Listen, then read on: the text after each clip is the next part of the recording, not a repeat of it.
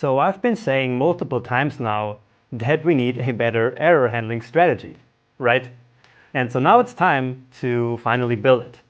And error handling is a really important aspect of any backend application, which is the whole reason why error handling even got its own section in this course.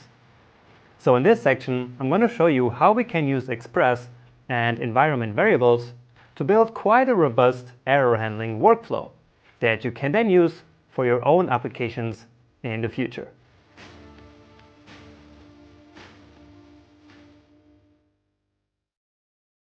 In this video, we're going to learn about debugging Node.js.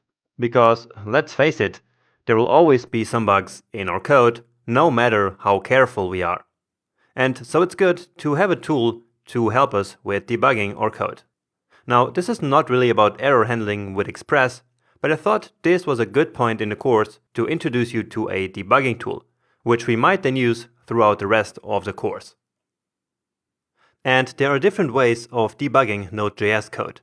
For example, we could use VS Code for that, but actually Google very recently released an amazing tool which we can use to debug, which is called NDB.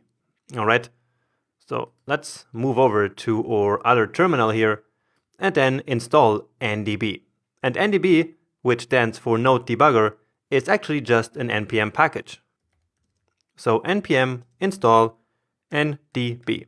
Alright, and you should then install it as a global package. Alright, and if you're on a Mac, you might need global permissions. So just write sudo here in front. Or if you're not at all able to install it globally, you can always just install it locally as a dev dependency. So just like this. Alright? Anyway, please go ahead and install this tool now. I'm not going to do it because it can be quite a heavy download and that takes a bit too long now. Anyway, as soon as you have the tool installed, then let's head over to package.json and add a new script here. Alright? And I'm going to call that one debug.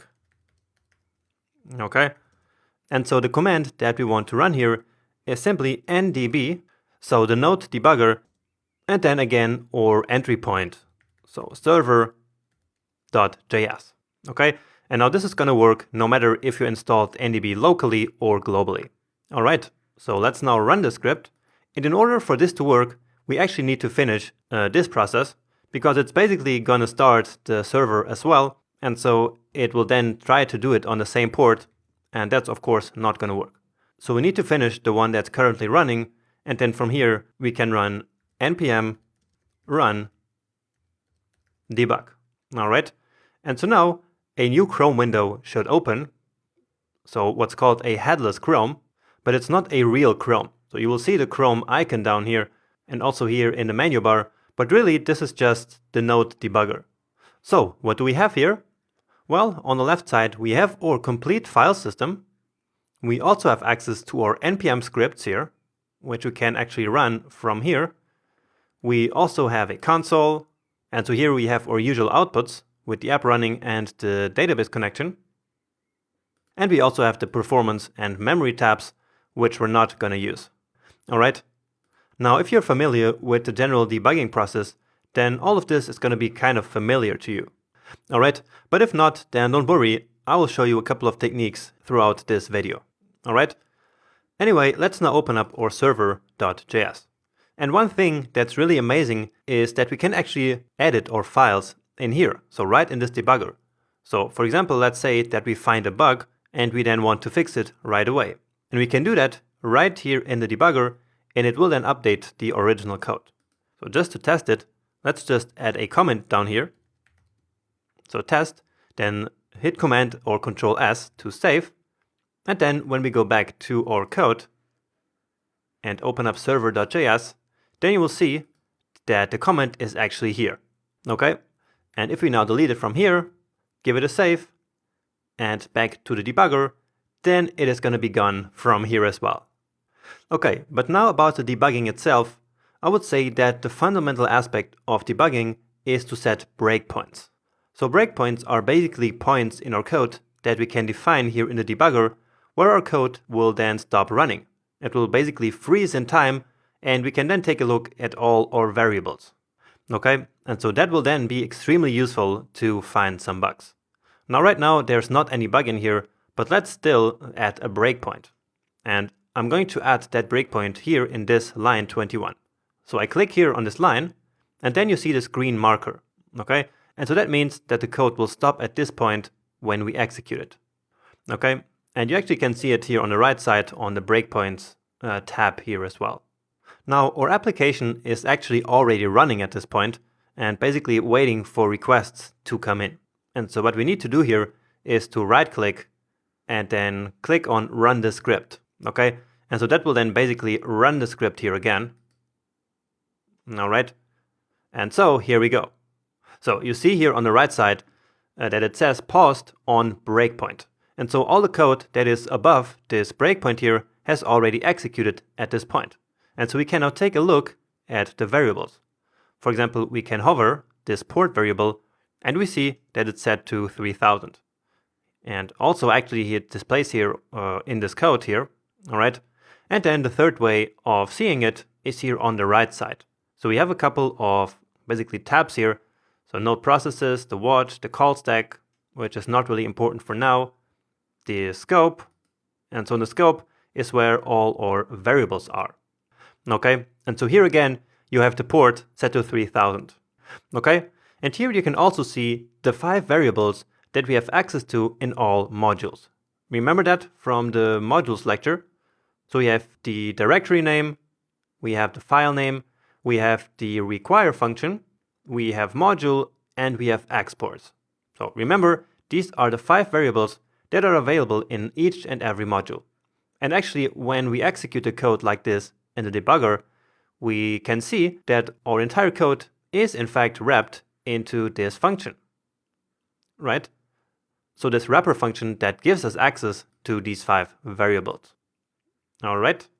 Next, I also want to take a look at our app variable. So basically the Express application that we export from app.js, remember that.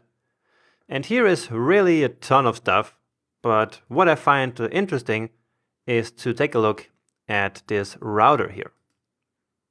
Okay, and so in router we then have stack. Okay, and so let's open this up a little bit. And so this stack here is basically the middleware stack that we have in our application. Okay, for example, we have our JSON parser here. We have the code that serves the static files. So take a look at that here in app.js. So this express.static. We also have the logger here, which comes here from using Morgan. Then you have these next 2 middleware functions. So these 2 here, which are anonymous. So this one and this one. And maybe we can take a look at them, but not really. Okay, it doesn't matter. So this is really just for curiosity and showing you that we actually can take a look at our middleware stack. Okay, then finally we have our 2 routers. Okay, so we have the router, and you see here actually the route for which it applies. So API/v1/tours, right? And so I find this really interesting. Of course, we still have the users here as well. And so with this, we really can take a look at how the Express application works behind the scenes. Okay, so let's close up all of this. And the other thing that I wanted to show you is here in the global variables, because here we have the process variable, or at least we should have it somewhere here. Yeah, so indeed, here it is. So here we have the process variable that is, remember, available everywhere. And so that's why it's called here a global variable. Then in there we have process.env. And remember that this is where all our environment variables are stored. And so indeed, here we have our database string, we have the local database, the password, and really all the other environment variables that we defined in our config.env file. All right, so really interesting stuff that we can take a look at here. But now let's continue with our debugging. Okay, so we stopped the code, we froze it in time here at this point, so at line 21. Okay, And so now we can click here on this button in order to actually continue running the code. And since we have no more breakpoints, the code will then break no more and basically finish running. So let's do that. And so now our application is really running. Let's take a look at that in the console. Okay, so app running on port 3000 and DB connection successful, of course. What happened here? Now, all right. So let's now quickly do a request here. So simply one for /tours. And now we have all this junk here, and I'm going to take care of that in a second. All right. And if we now come back to our console here, then of course we have all the code that we had before. Like his hello from the middleware and then how long the query actually took. All right. And now before we do anything else, let's actually get rid of these junk tours. So I'm going to reload it here. And I guess they will be somewhere here at the end. So test whatever here. So let's get rid of it. This is the secret tour, and I actually want to keep it here. But everything from here on, we no longer want. And so yeah, so now we're back to having just 10 tours, just as before. Anyway, let's now actually set a breakpoint in a function that handles this route. Okay, and so we come to our controllers folder, and there we have the tour controller. Okay, and then the handler function is this get all tours. So for now, all I want to do is to just set a breakpoint here so that we can take a look at what these variables look like after the query is already done. So this code here will get our tours, and we will then stop the code basically before actually sending it as a response. Okay, and so all we need to do is to actually do the request, because that will then trigger that function, right? And so since we have a breakpoint, we automatically move back to this window here and to the point where the code has stopped. So what kind of variables do we have here? So you see that we have the request and the response, and we also have the features variable and the tours, of course. So let's first take a look at the request. And here again, you see that we have all kinds of stuff really. So we have the base URL, we have the method, we have, for example, request.query, which right now is empty because we didn't pass any query string, but you see that it's really already here. Okay, and so you start seeing now how handy this can be in order to debug our code. So basically to freeze our code in time, instead of having to do all these console.logs that we used to do up until this point. So usually when we wanted to take a look at like the query, for example, we would do a bunch of console.logs and use that to figure out a bug in case that something was not working, right? But now we have this amazing tool which can help us avoid all of these console.logs, for example. Then we also have the response, of course. And again, you see all of these properties and methods that are on there, and they are not really interesting for us now. What I wanted to show you is, of course, that at this point we already have the tours, okay? So we have 9 tours. So let's take a look at them. And it looks kind of weird here. So in order to get access to the actual values, we need to click here. Okay, so that's a bit weird, but it works, of course. And so you see that in fact our tours are already here, and of course the features as well. So you see here that the features are an instance of the API features class, just as we defined it, and in there we have the query and the query string. Great, so this is how we take a look at all the variables, and this is how the most important parts of the debugger work. Now in order to now learn a bit about the debugging process itself, let's introduce a very small bug into our code and then take a look at how we can use these tools that we have here to basically take a deeper look at our code. So I'm now going to resume the script execution in order to basically run the rest of the code. Okay, and so that should be done now. And so now here we have our response. So you see that it took all this time here, so 3 minutes and 29 seconds, but that's just because we paused the execution for so long. Okay, now let's come to our code here. Let's close what we no longer need. So in the tool controller, or actually in our API features file, I want to introduce a small bug here in the limit fields. So let's say that we were trying to implement this method here, but instead of joining with a space here, we forgot to put it here. And so let's just say that we joined without any space. And so this would then give us a weird result, right? So let's actually test that out. So let's say fields, and that we wanted only the name and the duration, right? Now before I can actually send that request, let's remove the breakpoint here. Okay, send the request, and now we actually do not get the name and the duration.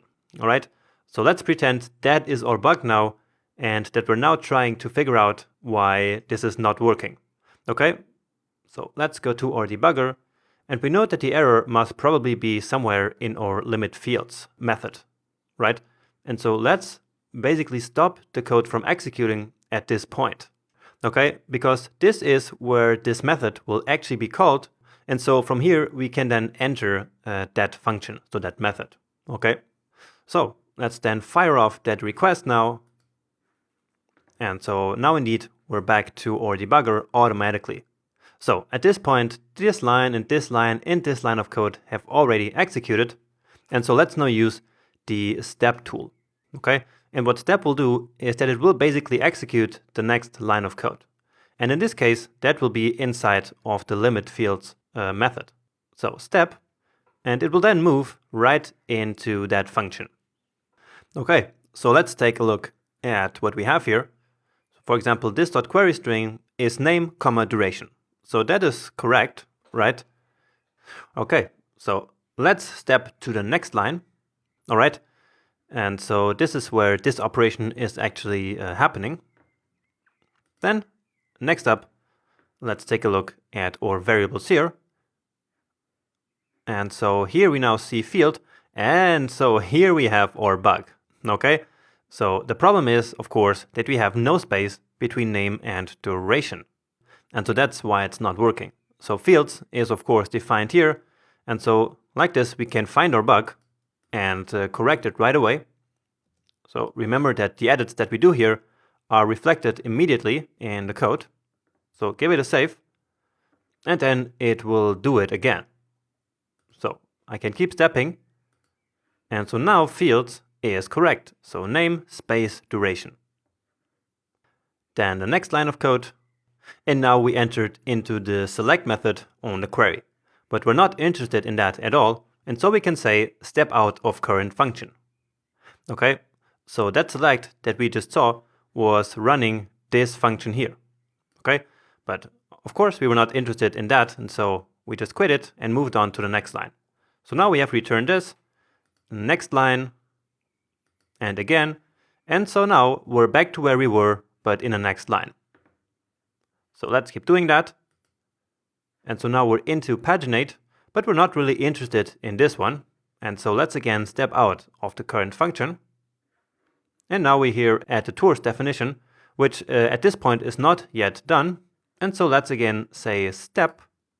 And so now at this point, our tours should be defined. All right. So we have our 9 tours over here. Let's take a look at them. And here they are.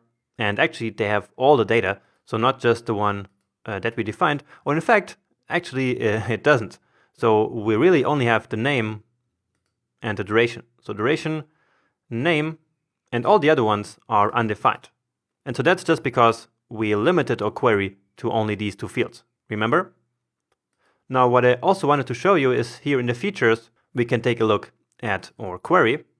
And here we have the fields property, for example, where we see duration set to 1 and name set to 1. And so that's exactly the 2 names that we selected.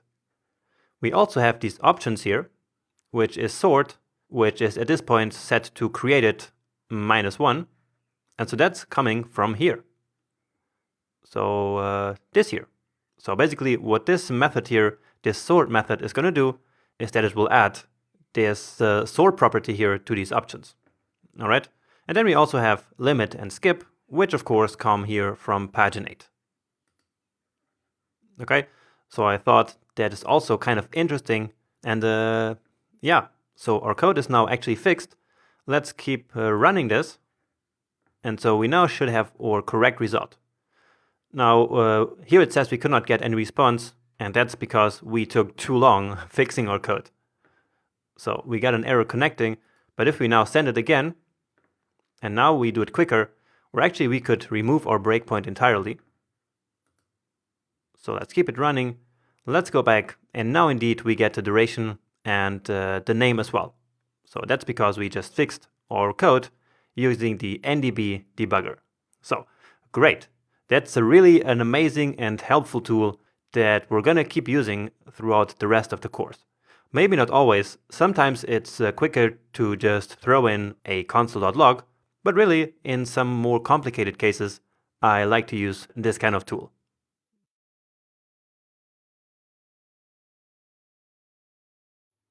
Welcome back. Now, before we go deep into actual error handling, let's first write a handler for undefined routes. So basically for routes that we didn't assign any handler yet. And first up, we need to start our application here, which we didn't quit after the recent debugging session. So npm start. And so let's wait for the database connection. Here it is. And so let's now go to Postman here and try to hit a route that we didn't yet define. So I'm just going to go ahead, copy this URL here. All right. And so, for example, let's say that instead of API v1 tours, we would say just API/tours. Okay. So in that case, we would get this HTML result. All right. So Express automatically sends this HTML code here along with a 404 not found error code in case that there is not any handler for the route that was requested. Okay? Or we could also simply misspell tour here, for example. So for example, in this case, we would still get the same error. Now there's also another situation, which is if here after tours we specify something else, let's say just something like this. And so let's take a look at the error that we get. And so now we get that the cast to object ID failed. And that's because we actually have a route that accepts an ID parameter here after the tour /, right? And so MongoDB is basically trying to find a document with this ID, but cannot convert it to a valid MongoDB object ID. All right. So again, that is a different situation. Let's just keep working with this one. So again, where we get this error, but in this HTML form. Now, since we're doing an API here, it doesn't make much sense to send back HTML, right? And so let's now fix this and basically create a handler function for all the routes that are not catched by our routers. Okay, so let's go back to our application here and open up app.js. Okay, so that's basically the definition of our Express application. Now, before doing anything else, let's actually get rid of this middleware here that we do no longer need. So we just use this here in order to demonstrate the concept of middleware. And so at this point, we no longer need that. All right. Now, how are we going to implement a route handler for a route that was not catched by any of our other route handlers? So for doing that, remember that all these middleware functions are executed in the order they are in the code. And so the idea is that if we have a request that makes it into this point here of our code, then it means that neither the tool router nor the user router were able to catch it. Okay? And so if we add a middleware here after these routers, it will only be reached, again, if not handled by any of our other routers. Okay? So let's do that and then really understand how it works after it's already implemented. So we're going to implement a route handler, and so we say app dot and now the HTTP method for which we want to specify the route. Now we could use get here, right? So just like we did before, but then what about post requests or delete or patch requests? We would then have to write handlers for these as well, and we don't want that.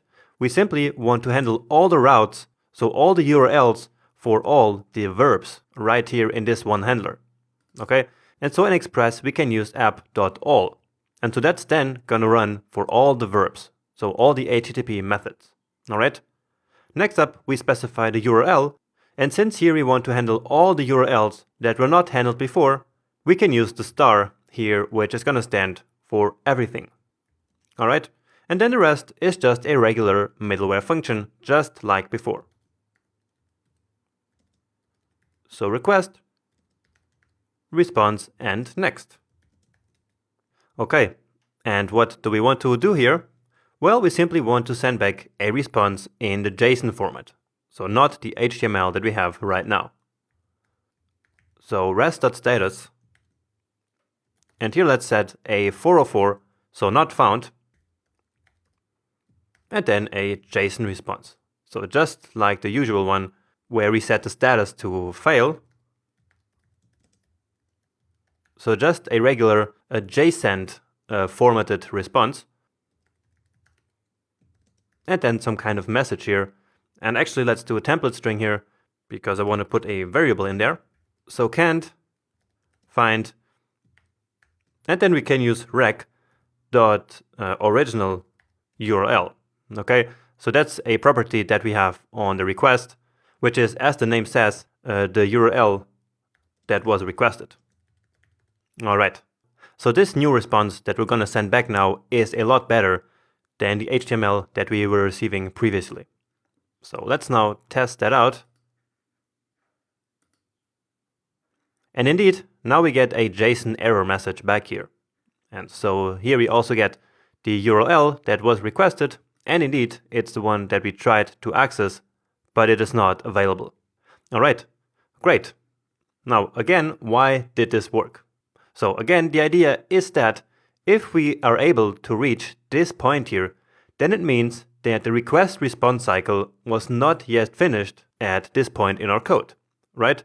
Because remember that middleware is added to the middleware stack in the order that it's defined here in our code. And so basically this code here runs first. And so if the route was matched here in our to router, then our request would never even reach this code, and so then this would not get executed. And so this should basically be the last part after all our other routes. Alright?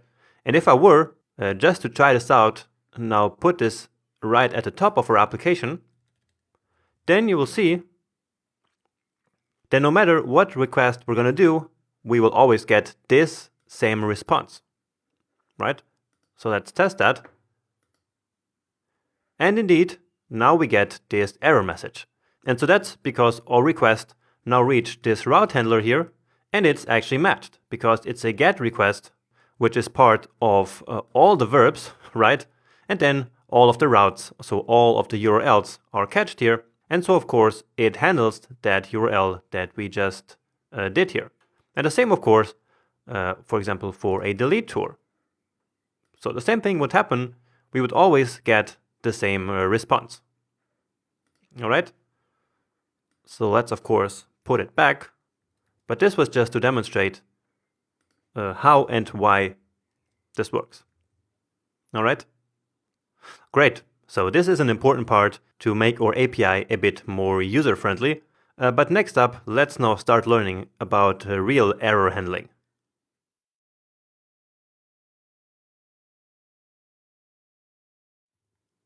So up until this point in the course, we haven't really handled errors in a good way or in a central place in our application. What we did was to simply send back an error message as JSON in each route handler in case something went wrong, right? So that's basically what we're going to fix in this section. But for now, let's take a minute to just get a brief overview of error handling in Express. And we start by actually distinguishing between two types of errors that can occur: operational errors and programming errors. So operational errors are problems that we can predict will inevitably happen at some point in the future, and so we just need to handle them in advance. They have nothing to do with bugs in our code. Instead, they depend on the user or the system or the network.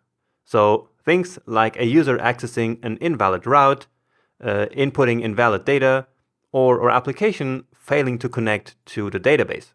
All these are operational errors that we will need to handle in order to prepare our application for these cases. You will also see the term exception being used instead of error, and while they are conceptually different, many people use the terms error and exception interchangeably. And I'm just going to call them errors in this course as well, in order to avoid confusion. Anyway, on the other hand, we have programming errors, which are simply bugs that we developers introduce into our code. Like, for example, trying to read properties from an undefined variable, using await without a sync, accidentally using a request.query instead of request.body, or many other errors really that we might make. So you know how it works, right? And they are really inevitable, but also more difficult to find and to handle. Okay, so it's important that you understand this crucial difference between operational errors and programming errors. So when we're talking about error handling with Express, we mainly just mean operational errors, because these are the ones that are easy to catch and to handle with our Express application. And Express actually comes with error handling out of the box. So all we have to do is to write a global Express error handling middleware, which will then catch errors coming from all over the application.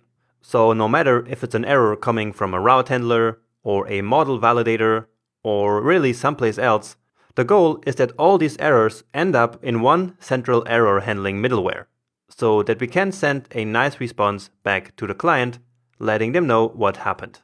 And so really, handling in this case just means sending a response, letting the user know what happened. But handling can also mean, in other cases, retrying the operation, or crashing the server, or just ignoring the error altogether. Sometimes that's just the best option. Now the beauty of having a global error handling middleware is that it allows for a nice separation of concerns. So we don't have to worry about error handling right in our business logic or our controllers or really anywhere in our application. We can simply send the errors down to the error handler, which will then decide what to do with them next. Alright? So with all that being said, let's now actually start implementing this.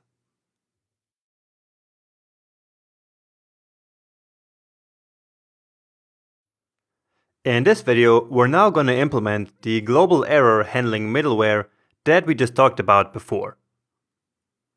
So remember that the goal is to write a middleware function which is going to be able to handle operational errors like this one. Okay?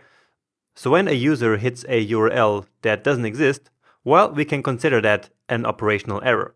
And we, in this case, handle it by sending back this response here, right? But again, the goal is to do that in one central place. For example, we have similar stuff up here. So all over the place here, we have these snippets here which handle errors, right? So we have this try-catch block here, and if there is an error, well, then we handle it by sending that error to the client, right? And so again, in the end, we want to get rid of all of this and handle the error in one central middleware. And so let's now start by actually building that middleware function. And in Express, it's actually very easy. Remember how I told you that Express already comes with middleware handlers out of the box. So, as always, we start by using app.use, okay? And then in here, we define our middleware function. So, to define an error handling middleware, all we need to do is to give the middleware function 4 arguments. And Express will then automatically recognize it as an error handling middleware, and therefore only call it when there is an error. Okay? And so, just like in many other cases, this middleware function is an error first function, which means that the first argument is the error, and then we have request, response, and next. Okay?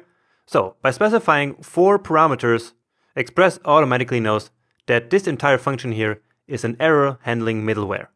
Okay, so let's now implement the code for this function here, and after that I will show you how we can actually create an error so that this middleware function is actually called. Okay, so 2 steps. First, we create the middleware, then in the second step, we will actually create an error so that this function will get called. And for now, let's keep it really simple here. So all we really want to do in order to handle this error is to send back a response to the client. So res.status, but now we don't really know which status code it is, right? So for example, in this case here, it's a 404, but we have some errors here which have other status codes. Like we have 400, for example, for bad request, or really all kinds of other codes. Okay, and so we actually want to read that status code from the error object. All right. So when we create that error a bit later in the second step, as I told you, we will define the status code on the error. Okay. So let's say status code, and now I want to define a default here. Okay, because there will be errors that are not coming from us, because there are going to be errors without a status code. So errors that are not created by us, but for example, some other places in the Node application. And I know that sounds a bit confusing for now, but you will see throughout this section. Okay, for now, let's just really define this default status code. Okay, so we say that the error.status code is equal to error.status code, basically if it is defined, or the code 500, which means, again, internal server error. Okay, and so that's usually the standard that we use. And in the same way, we also define the status. So let's say error.status is equal to error.status if it is defined, and if not, it's error. So error, remember, is when we have a 500 status code, and if it's a 400 status code, then it's a fail, right? So for example, here in this 404, status is fail. Okay, and so now here we can then use that. So error.status code, and then send some JSON. So very similar to what we did before. So we start with the status and read that from error.status. And the message will be coming from the error as well. So error.message, and I'm going to show you in a second how that error.message property here is created. All right, but for now, this is our very simple error handling middleware. Okay, so very simple, but for now it works. And so now the second step where we actually create an error. And so let's do that here. So right here in that function which handles all the unhandled routes. So let me comment this one out here, and instead we want to create an error. Okay, so let's say const error, and it's a new error. So we basically use the built-in error constructor in order to create an error. And now we can pass in a string, and that string will then be the error message property. Okay, so what we just talked about down here. All right. So that message should be this message. All right. And then let's also say error.status, which is fail. And then error.status code is equal to 404. So that's what I mentioned before, that we can define the status code and the status on the error object. And so that's exactly what we're doing here. We're creating an error, and we then define the status and status code properties on it so that our error handling middleware can then use them in the next step. But now, how do we actually reach that next step? So that next middleware? Well, as always, we use next. But this time we use next in a special way, because now we need to actually pass that error into next. So if the next function receives an argument, no matter what it is, Express will automatically know that there was an error. So it will assume that whatever we pass into next is going to be an error. All right? And that applies to every next function in every single middleware anywhere in our application. All right? So again, whenever we pass anything into next, it will assume that it is an error, and it will then skip all the other middlewares in the middleware stack and send the error that we passed in to our global error handling middleware, which will then, of course, be executed. Okay? And so let's now pass in the error, which will skip again all other middlewares in the stack and go straight to this one. Okay, now in this case, there is actually no other middleware in the middle, okay? So it's really just the next one here. But if we were to use next and pass in an error somewhere else, then of course it would work the same, all right? And so let's now test all of this simply by trying to access a route that was not defined, okay? And so that will then trigger all of this code here, jump to the error handling middleware, and then send back the response based on all of this logic here, right? So here we still have our wrong or non-existing route. And let's start by actually calling this one, which should still be working. Okay, so just to confirm that everything works just fine. And it does, and now this one. And indeed, we get can't find API/tours on this server. And so our global error handling middleware is actually doing its job. Perfect. That's the first step in really implementing a way better error handling mechanism in our application. So we could now go ahead and try to implement this kind of stuff here everywhere in all our handlers. For example, over here in all of these functions that we have here. So replacing everything that we have here with this kind of error. But what I want to do for now is to actually create our own error class, all right? So that we don't have to write all of this code here and instead have a more streamlined class of ourselves, okay? So that's a common practice, and so let's do that in the next video.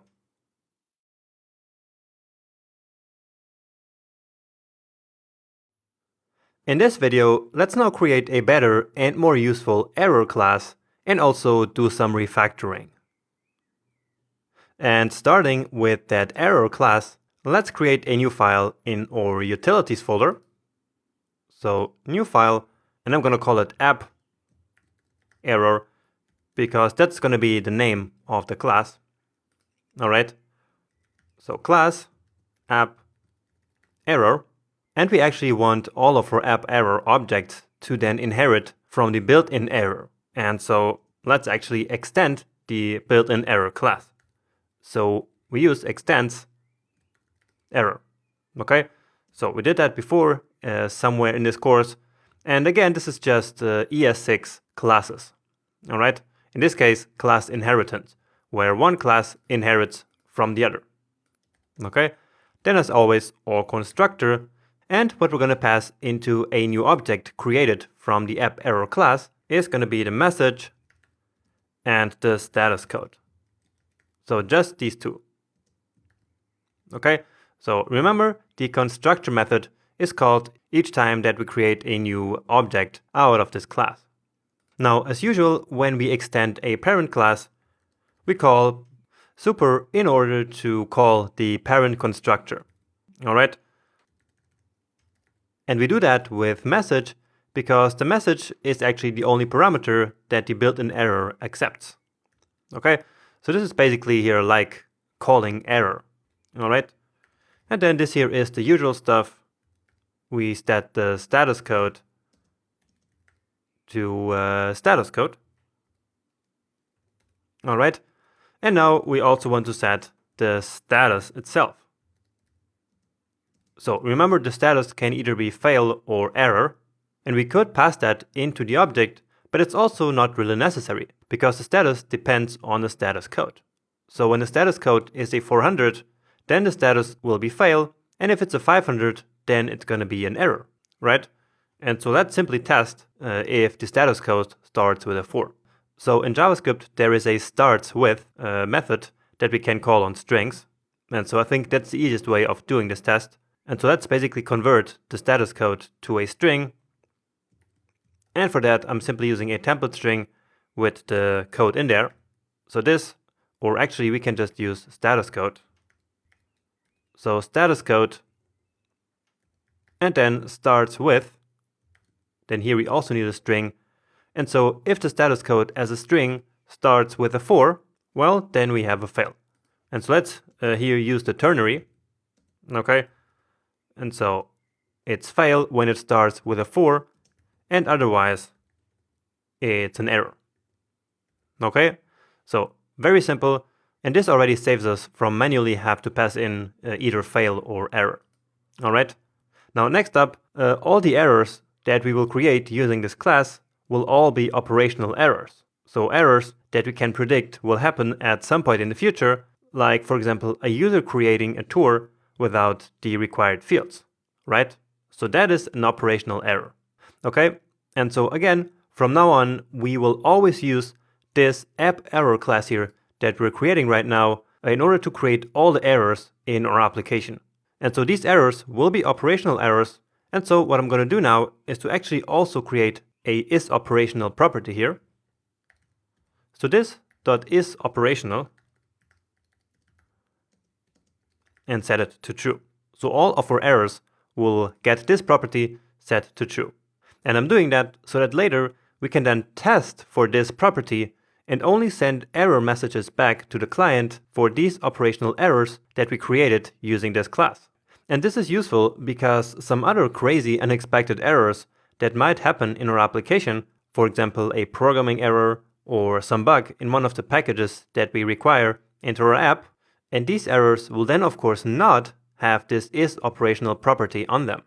Alright, and it might sound a bit confusing at this point, but don't worry, it will make a lot of sense when we then implement that part that I just mentioned. So testing for this isOperational property here.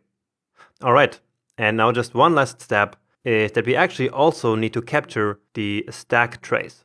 Now what do I mean by a stack trace? And so let me actually show that to you. So show you what a stack trace is. And so I will log it here to the console. So console.log, then error.stackTrace. So each and every error gets this stack trace, and actually it's just stack. Okay, so error.stack will basically show us where the error happened. So let me run this here now. And so let's take a look at this. And so it gives us here the error and then also where it happened. Okay, so in this case here, of course, at app.js at line 32. So right here. So that's where we created this error. And so it's now in our stack trace. And it also shows us the entire call stack here, which then in the end originated in this error. Okay, so we kind of want to preserve that and also at the same time not add this method here or this class to that stack track. Okay, and again that sounds a bit confusing, I know, but in this case it's not really important. All that matters is that we just add this line of code here, which is error.capture stack trace, so exactly what you get here. And then first we need to specify the current object, which is this, and then the app error class itself, which is going to be this.constructor. Okay, and so this way, when a new object is created and the constructor function is called, then that function call is not going to appear in the stack trace and will not pollute it. All right, so let's put it down here. And yeah, so that's our app error class. And so let's now actually export it from here. So module.export is of course the app error. Great. Just one question that you might have is why didn't I set this .message equal to message? Well, that's just because right here I called the parent class, right? And the parent class is error, and whatever we pass into it is going to be the message property. So just as I told you before. And so basically in here, by doing this parent call, we already set the message property to our incoming message. All right, give it a save. Now we can close it. We no longer need it. And here, we're just gonna import it here. So const app error require, and then it's in utils, so utilities and app error. Okay, and so now let's actually go ahead and use it. We'll comment out this piece of code and actually delete the one that we had before. And I will now create the error right here inside of next. So new app error, and then the message, which is this one, and the status code. right? And the fail, remember, will then automatically be figured out. And so let's delete all of this, give it a save here, and one more time, test out this wrong route. And indeed, we still get our same error. And we also still get our exact same stack trace. Okay, and finally, I actually also want to export this middleware here. Okay, so basically this handler, because throughout the rest of the section, we're going to build a couple of different functions for handling with different types of errors. And so I want all of these functions to be all in the same file. All right. And we can say that all of these functions that I just mentioned are handlers. Okay. And so handlers, we also call them controllers in the context of the MVC architecture. And so let's now actually create an error controller file in our controller folder. Okay. And this might sound or look a bit weird because we actually do not have an error resource. Okay. And so probably some people are going to disagree with me that this is the correct place. But I personally like to do it like this, because at the end of the day, these functions, they kind of are like really for controlling our errors. All right, and so for me at least, it makes sense to simply call this function here the error controller. And here I wanted to paste that middleware function, but I guess I didn't copy it. So let's do that again. All right. And so actually I'm going to export this one here as the module.exports, because the other handler functions that we're going to create later on, I will not export them from here. So they are just kind of going to be helpers.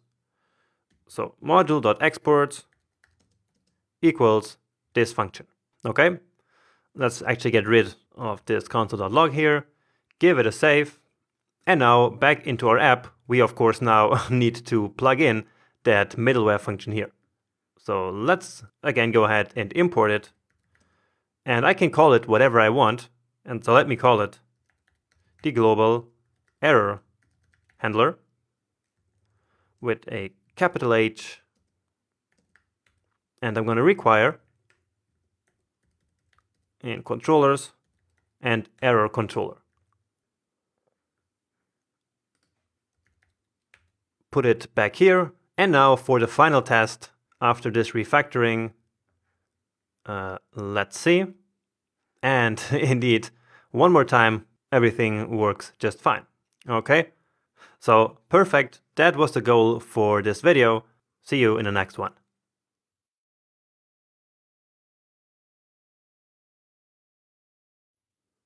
In this lecture, let's implement a better way of catching errors in all our async functions. So right now, in all our async functions, we have these try-catch blocks, right? So remember how we added to all of these handler functions this try and then this catch block, okay? And so all of them have this because all of them are async functions, and that's how we usually catch the errors inside of an asynchronous function, right? So using a try-catch block. Now, that really makes our code look messy and unfocused.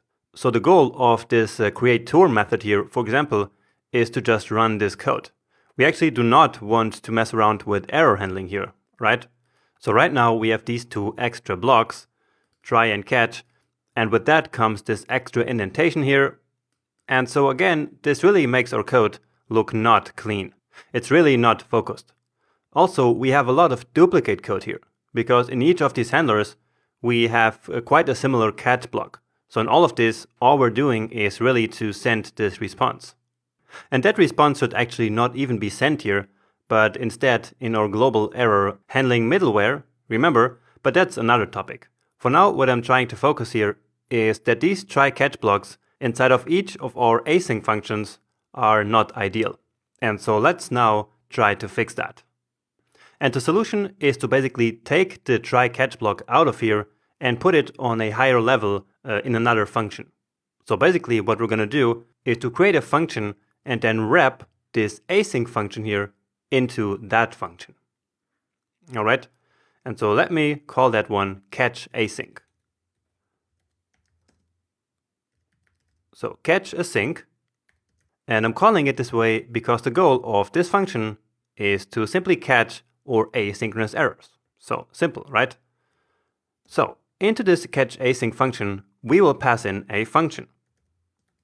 Okay? And remember, the function that we're going to pass in is basically this one. So now that we're working with this example, the function that we will pass into the catch async is this function, because this is where we want to catch the asynchronous errors, right? So let's actually do that. So fn, and then wrap that entire function into there. Okay? So next up, what we then have to do is to actually call this function in here. So call it, and this function should receive request, response, and in fact also next. So this one here should actually also have next and all the others as well. Because remember, we need the next function in order to pass the error into it so that that error can then be handled in the global error handling middleware. Okay? So all of these functions are going to need request, response, and next. All right, but let's leave that for later. For now, let's really focus on our catch async here. Okay? So this function here that we passed into async, which is now called fn up here, is an asynchronous function. And remember that asynchronous functions return promises, right?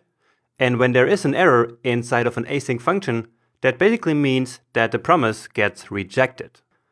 And so up here, where we actually call that function, we can then catch that error. So we catch it here instead of catching it in the try catch block. So catch and error, and then next, and pass the error. All right? And we can simplify this, but for now, let's remove the try catch block here. And so simply focus on this piece. So this is all we want, and we no longer need the try catch block, again, because that catch is now basically transferred to here, to this line, okay? It's no longer a catch block, because in here, it's just easier to use the promise that the fn function returns. So again, this fn function here is this function, so the one that we passed into catch async, and so that is going to return a promise. And actually, I noticed here that this, of course, should be called catch async, all right? And so then that function that we passed into catch async, this one is, of course, then fn, right? So the argument that we passed in there. Now, there are actually two big problems with the way that this is implemented right now, and so this way it wouldn't really work at all. So first one, this function call here has no way of knowing request, response, and next, okay? We did not pass them into catch async here, and so really there's no way for the function to know the values of these parameters, okay? And second is that right here, we are actually calling the async function, right? And to see this a bit better, let's just get completely rid of this code. So here we have catch async, and we are then calling it using the parentheses, of course, right? And then inside of catch async, we are also then right away calling the fn function. And that's not how it is supposed to work. So create tour here should really be a function, but not the result of calling a function. But that's right now what's happening. So right now catch async is being called, which then calls this function here. Okay? And so again, this function should not be called, but instead it should sit here and wait until express calls it. And express will of course call it as soon as someone hits the route that needs this control function. Okay? And so the solution to that is to basically make the catch async function return another function, which is then going to be assigned to create tour. And so that function can then later be called when necessary. All right? So let's do that here. So let's return an anonymous function. And so remember that this is the function that express is then going to call. And so here is where we then specify request, response, and next. Okay? Actually missing the arrow here. And all right. And that's actually it. That's our catch async function. Just remember how I said that we could simplify it. And that's just because in JavaScript, we can simplify it like this. So all we need to pass in here is the function, and it will then be called automatically with the parameter that this callback receives. So it's the same as writing next. Okay, so let's recap here. So in order to get rid of our try-catch blocks, we simply wrapped our asynchronous function inside of the catch async function that we just created. This function will then return a new anonymous function, which is this one here, which will then be assigned to create tour.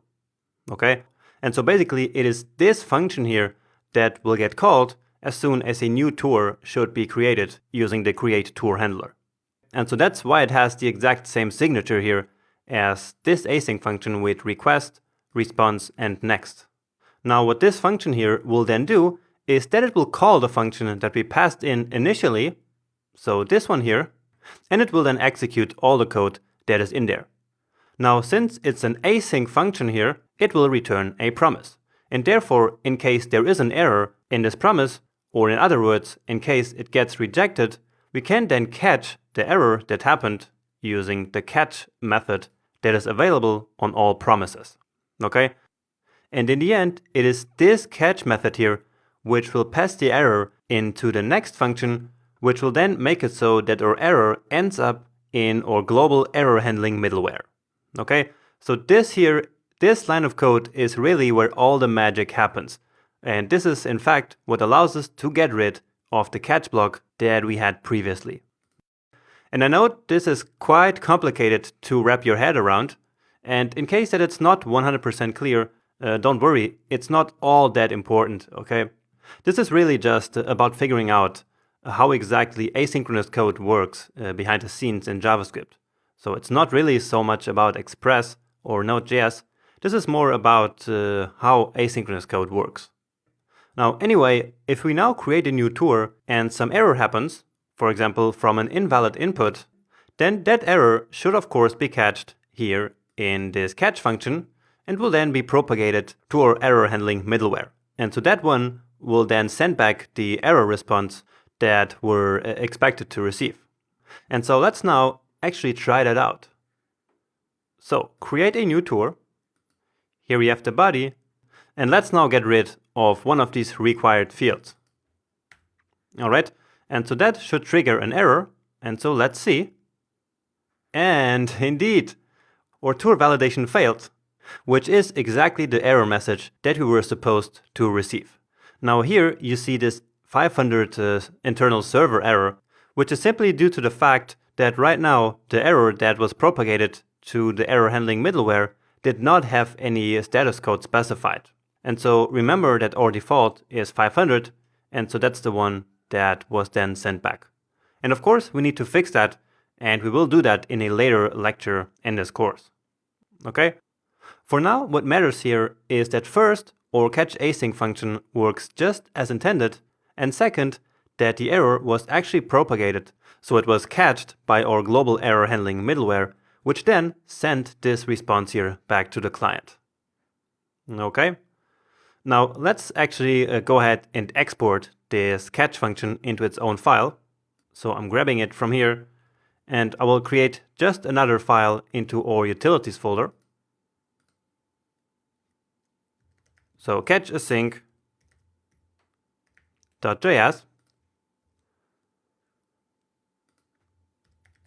And so here module.exports should be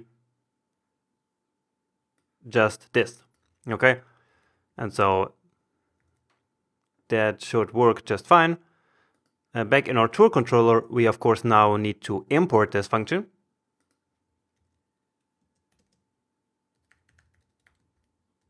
And as usual, we need to go up one folder and then into our utilities folder and then catch async. All right, and now all we need to do is to get rid of all of these catch blocks and wrap all the handlers into the catch async. Okay? So let's do that. First do the wrapping and then getting rid of these blocks. Give it a save to reformat, and here we go. And now it's simply a process of repeating this until all of the tours, or sorry, until all of the handlers are done. Okay, quick save. This one is already done. Next up is update.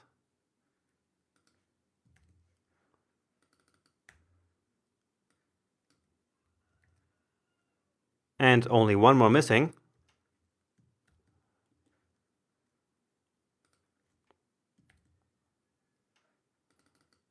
Or actually, that's not true. Down there we have even more async functions.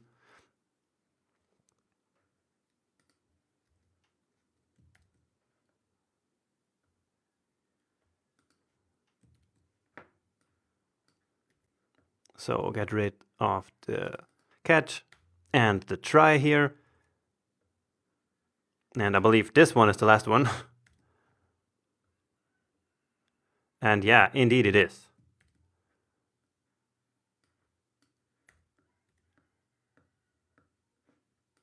All right. Now one other thing that we need to do is to actually add next to all of them here as well. But of course, not in uppercase. Okay. And let me actually just select all of them here, so that I only have to write it once. Okay, and so that added it to all of them. And so now I guess we're done with this part. All right, let's just very quickly test it again. Not with this one, but here with not with this one as well. So we're done. And I'm gonna try to get a tour, but with an invalid ID. So let's see what happens here. And indeed, we get our error message. And again, with the 500 status code, which is not correct, remember, but we're gonna take care of that at a later point in time. So right now, let me show you that. So this here is where the 500 comes from, okay? Because right now, there's no status code inside of the error that we get. Because these errors, they actually come from Mongoose. And so we have no way of adding a status code to these errors. Or actually, I mean, of course, we could do it, but that would just be even more confusing. And so we're going to find another way a bit later in the section. All right. For now, I'm really happy with the result that we have here. And so that's it for this lecture.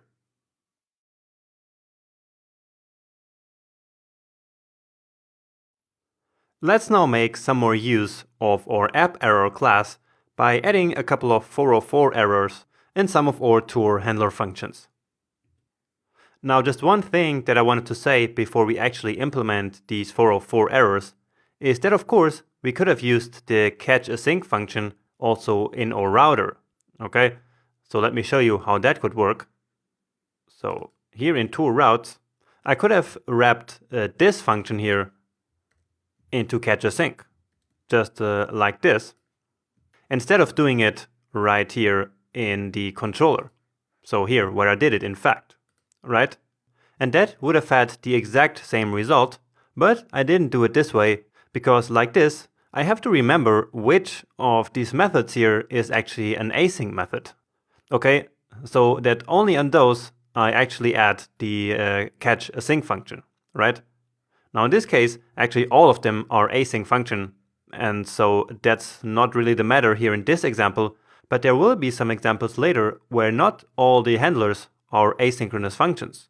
And so in that case, I would really have to remember which of them I have to wrap into catch async and which ones not. And so doing it in a controller is much easier, because simply each time that I'm writing an async function here, then I already know, well, I need to wrap it into catch async. Okay, so I'm not doing it here, I just do it like I showed you in the last video. Okay, and actually I once run into a bug that was really hard to find because I actually wrapped a function that was not async into catch async. And so that was really not working, and I couldn't figure out where the bug was and wasted a lot of time on that one. And so since then, I no longer put catch async here, but really close to where I actually need it. So close to the code that is actually asynchronous. Okay, and with that being said, let's now implement some 404 errors here. All right. So I want to start by showing you again the example that we did in the last video. Okay. So we tried to get a tour for this weird ID that does not really exist. And the error that we got is that basically Mongoose could not convert this string here into a valid ID for MongoDB. But what happens when we actually use a valid MongoDB ID? So for example, let's copy this one here. Okay, and this one of course will have a result. And so let's just slightly change it. So for example, changing this to 0 here will still be a valid ID. So it looks like this, and it looks exactly the same as before. I just changed one number, but this ID will probably not exist. And so let's see what we get then. And indeed, now our result here is null. All right, and so that's not really what we want, is it? What we want here is to show a 404 status code in here and say that this tour was not found. Okay, and so let's now use our AppError class in order to implement that. Just keep in mind that the tour that we get back here is null. Okay, so null that we can now test for. So if we go to our getTour handler, let's now implement if there is no tour, and in that case we will create our error. Okay, and this here works because if there's no tour, it will be null. Remember? And in JavaScript, null is a falsy value. So a value that will convert to false here in an if statement. Okay, and so if there's no tour, then tour is false, and then not false is of course true. And so that's how we then enter this if block. So what do we want to do if there is no tour? Well, we want to create next with an error.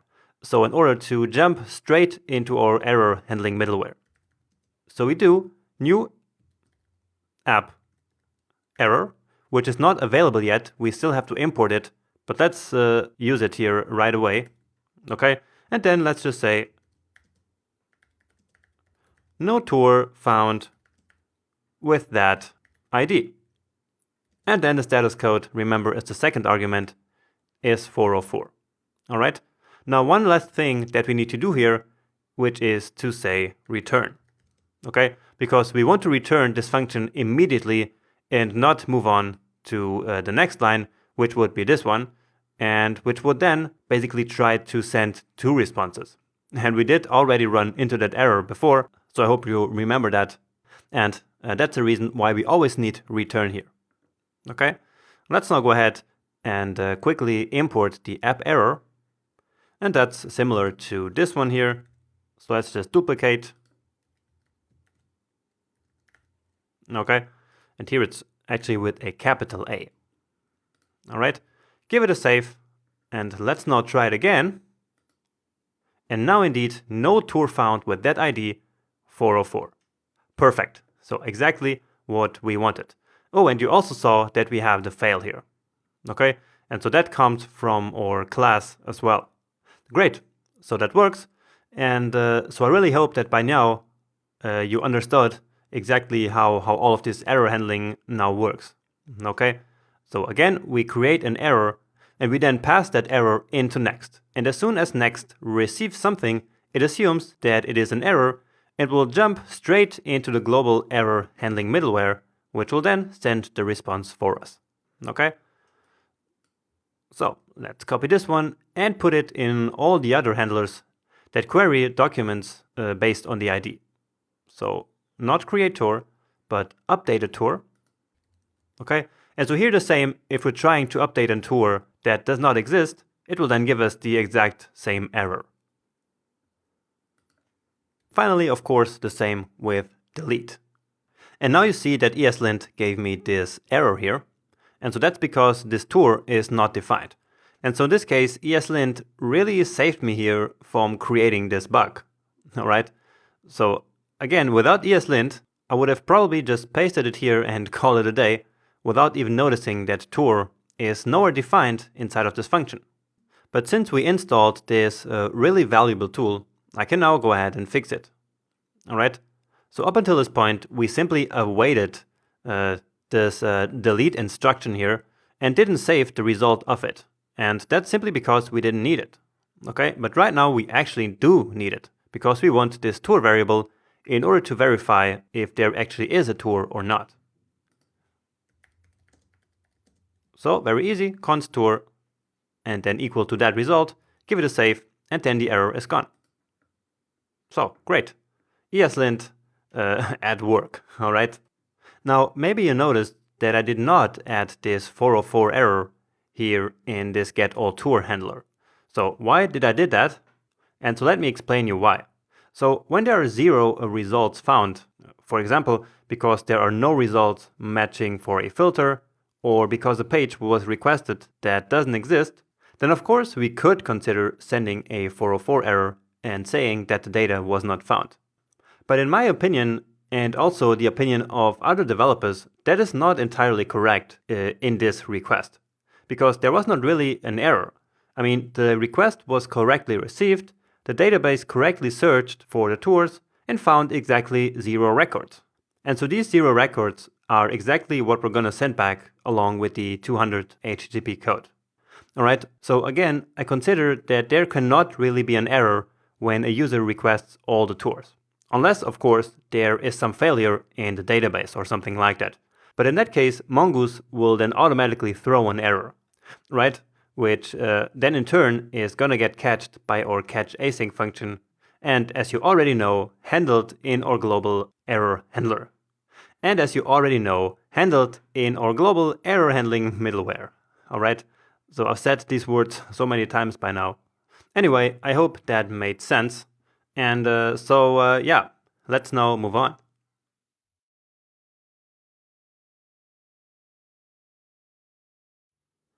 In this video, we're going to implement some logic in order to send different error messages for the development and the production environments. So right now, we're sending this same response message here basically to everyone, no matter if we're in development or in production. But the idea is that in production, we want to leak as little information about our errors to the client as possible. Okay, so in that case, we only want to send like a nice human-friendly message so that the user knows what's wrong. But on the other hand, when we're in development, we want to get as much information about the error that occurred as possible. And we want that right in the error message that's coming back. So we could log that information also to the console, but I think it's way more useful to have that information right in Postman in this case. So we already know how to distinguish between the development and the production environment. And so let's do that. So if process.env.nodeEnv is equal to development, then we want to send one type of error. And if we're in production, then we want to send a simpler error. All right. So equal to production. All right. So let's grab this one. So again, when we're in development, we want to get all the information that we can. And so let's also print or respond with the error stack here.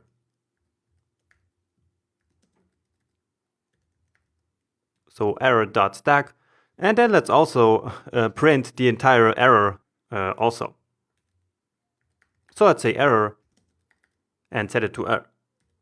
Okay. Then on the other hand, let's now copy this again. When we're in production, we don't want the stack, and we also don't want the complete error. Okay, so really just the status and the message. And now this here looks kind of messy. Okay, so let's export these into their own functions, and also because we're actually going to add a lot more code down here in this else branch. And so it's a bit cleaner to have these into their own separate functions. So let's say const send error for dev. And that function should then receive the error. And we also need to pass in the response object. And so that is because that's how we can actually send the response, right? So we need the response object in order to be able to run this code. Okay, and so here we're just going to call send error def with the error and the response. And then down here, we're going to have send error production. The same arguments.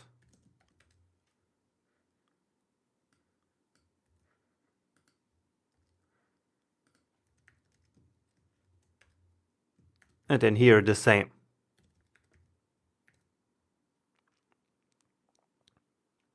Okay, so that was easy. Let's now take it to the next level and talk about operational errors again.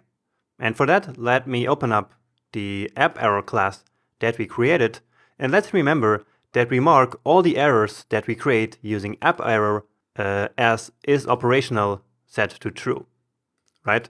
So all the errors that we create ourselves will basically be operational errors, okay? And in fact, it's only these operational errors for which we want to send the error message down to the client, okay? At least in production. So when we, on the other hand, have like a programming error or some other unknown error that comes, for example, from a third-party package, we do not want to send any error message about that to the client in production. Okay, and so let's now use this isOperational property here in our error controller. And remember how I already talked about doing that by the time that we created this class, right? So let's now come here to send error production and do that test. So if error.isOperational,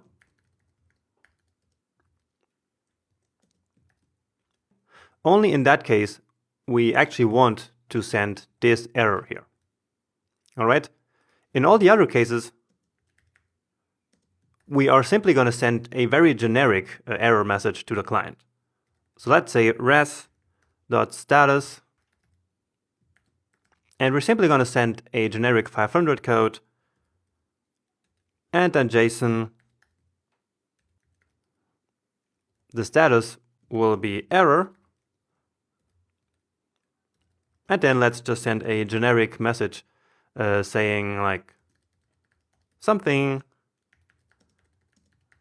went very wrong. Okay, and so doing something like this is a very standard procedure. Okay, so let me actually comment out some of the code here. So this is an operational error that we trust.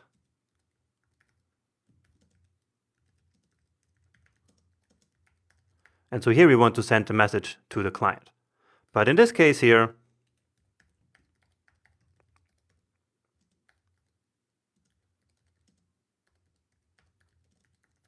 so we have like an unknown error. And so we don't want to leak the details to the client. Okay? So we're just going to send this message then to the client. And also for ourselves, so for us developers, we want to know that this kind of weird, unexpected, unknown error occurred. And so we're actually going to log it to the console. Okay?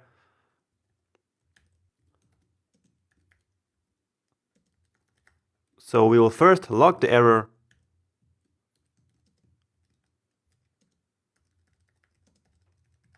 And then send a generic message. So let's just say console.error. So this is a bit like console.log, but it's really specific for errors. And I believe the output will then look a bit different. So error, let's add some emoji here to make it visible in our logs. And then log the error as well. Now there are real logging libraries on NPM that we could use here instead of just having this simple console.error. But just logging the error to the console will make it visible in the logs on the hosting platform that you're using. All right. And so I think that for now, in this kind of simple application, that is enough. All right. For example, we're going to use Heroku by the end of the course to deploy our application. And then when an error like this occurs, it will be logged to the console. And in the Heroku platform, we then have access to these logs. So we can keep looking at these logs And then in there, we're going to find these unexpected errors so that we can then fix them. Okay? And so right now, we're actually already building a kind of sophisticated and real-world error handling mechanism here. Okay? So let's quickly recap what we just did here. So we're distinguishing between errors in development and in production. Okay? So when we're in production, we send the error using this function here, which will then send as many details as possible to the client so that we really get all the information in order to get rid of the bug. If it's a programming error or if it's an operational error, then we still really want to see anything that's going on. All right? Then when we're in production, which is arguably the most important part of our application, then we distinguish between operational errors, so errors that we know and trust, and other errors that might be kind of unexpected. Okay? And so if the error is operational, so for example, the user trying to access a route that doesn't exist, or trying to input invalid data, all of these are operational errors, and we can then send appropriate error messages for the client to know what went wrong. But on the other hand, we have these unknown errors or unexpected errors, and in that case, we very simply say something went wrong, and then log that error also to our console so that we know that it happened and can then fix it. Okay, now in order for this to work, there's something really, really important that we need to do. So right now there are errors that are, for example, coming from Mongoose, which we do not mark as operational. And so in this case, they would right now simply be handled using this generic error message here. For example, a validation error. Right now, that's an error that's coming from Mongoose and not from our own app error class, right? We do not create these errors by ourselves. And so again, they are right now not marked as operational. But we of course need to mark them as operational so that we can then send the appropriate error message back to the client. So in the example that I was just mentioning, that the input data is invalid. Okay? And there are 2 or 3 other errors that we need to mark as operational ourselves. Okay? And so we will do that down here. So in this else block, okay? And we will do that over the next couple of lectures.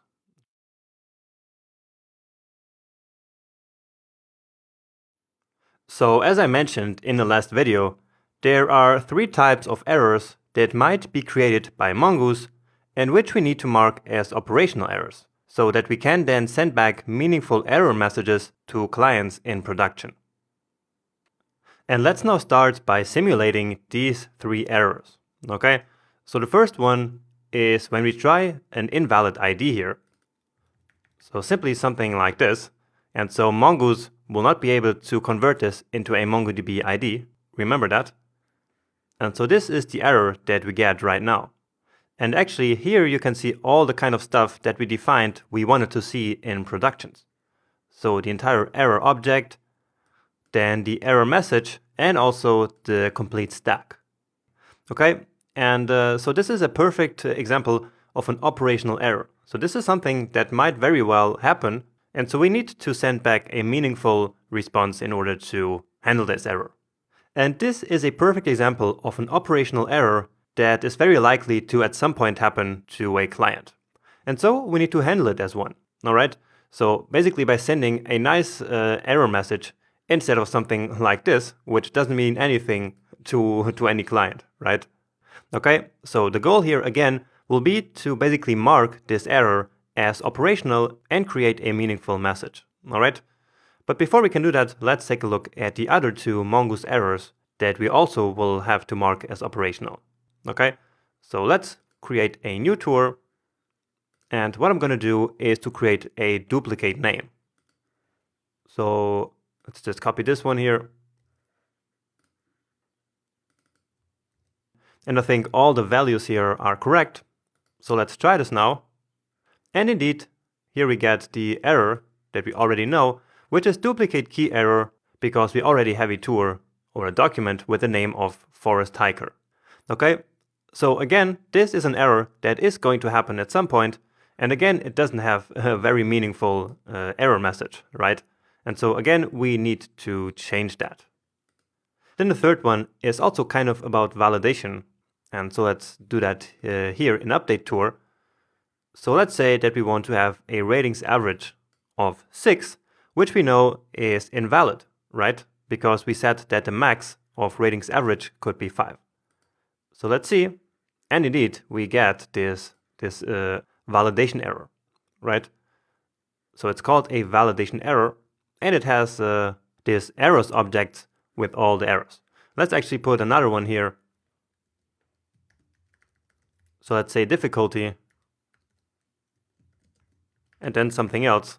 So one that's not easy, medium, or difficult. And so now we get these two objects here. One's for the ratings and one for the difficulty. All right.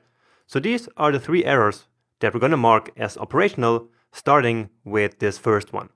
So basically the cast error type. Okay. So let's go back here, and we're going to do that here. Again, because we only want to do this in production.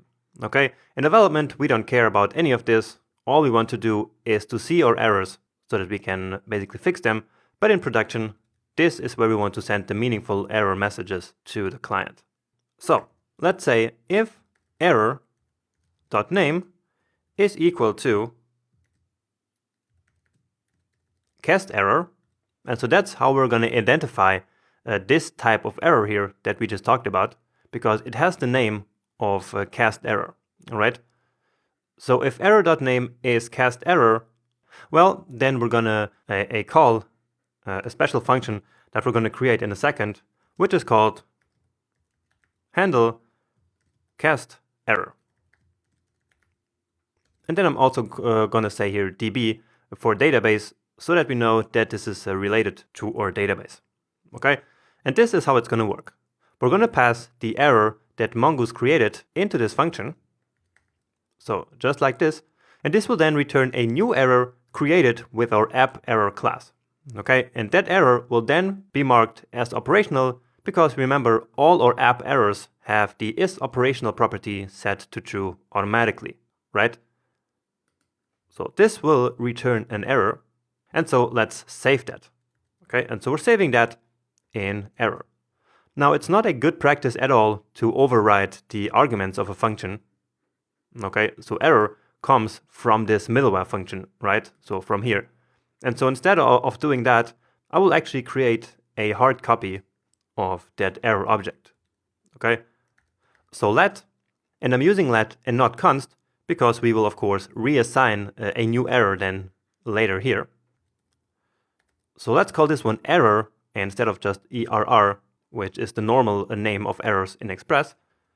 And so again, we're going to use our trick where we use destructuring of the original error. Okay? And so from now on, we will use this error instead of error. So here, and here, and here. All right? And so let's now go ahead and actually create this function here. So let's put that up here right in the beginning. All right. And remember that this receives an error. And now I'm going back to just calling it error like this, because again, that's kind of the standard in Express. And to start, let's take a look again at our error object here. Okay. So here we have the path, and we have also the value. Okay, so the path here is basically the name of the field for which the input data is in the wrong format. Okay, and that value here is then this one, which is of course the one that we passed in. All right, so this might not only happen for the ID, but really for any field that we query for with a value in the wrong format. All right. And so let's now basically create a string that says that we have an invalid ID with the value of this one in this case. All right. So it's path and value. Okay. So let's create a message here and say invalid error dot path is error dot value. Okay. And so now we simply return our own app error. Okay, so just like I mentioned a couple of times by now. Okay, so app error, and I actually have to include it here, or to require, because I didn't do it yet. So const app error is equal to require, move one level up, then into the utilities folder, and then the app error. Here it is. And so now into our app error, we pass in our message and the 400 status code, which stands for bad request. Okay, and so just like this, we transformed the weird error that we were getting from Mongoose into an operational error with a nice friendly message that an actual human can read. All right? Okay. One last thing that we need to change here is to also set this one here to error. Okay? And so right now, if our error is cast error, well, we will then pass the error into this function, which will return our app error. So this one, and that is the one that will then be sent to the client using our send error prod. Okay? And so let's now actually try that. So here in our package.json, we have this start prod script. And so let's try that. So npm run start and prod, and I can actually autocomplete these npm script names using tab here in the terminal. Okay, and so this will start the process in production mode basically. Okay, and so let's now try this again. So if we now do this request, we should get back the error message that we just created, because right now we're in production. And indeed, here it is.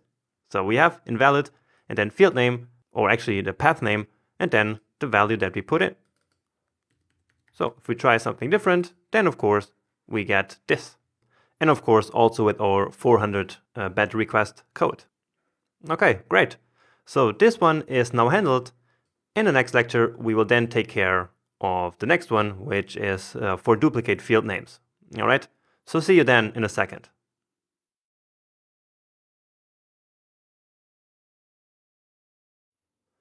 Let's now handle the error that occurs when we try to create duplicate fields for fields that are actually supposed to be unique. And so remember that this is the type of error that we get. So we try to create a new tour with a name that already exists, and the name field is supposed to be unique, and so we get this error. Now this error here doesn't have a name property, okay? And that's because, as I mentioned before, it is actually not an error that is caused by Mongoose, but instead really by the underlying MongoDB driver, okay? And so what we're going to do to identify this error is use this 1100, or actually 11,000 code here, all right? So we have one handler for the cast error. Let's now create one for the case that we have that error code equal to 11,000. So in that case, our error should be equal to the error returned from handle duplicate fields. And again, I'm adding db here just so we know that this has to do with our database. All right. And so let's now actually then create this function.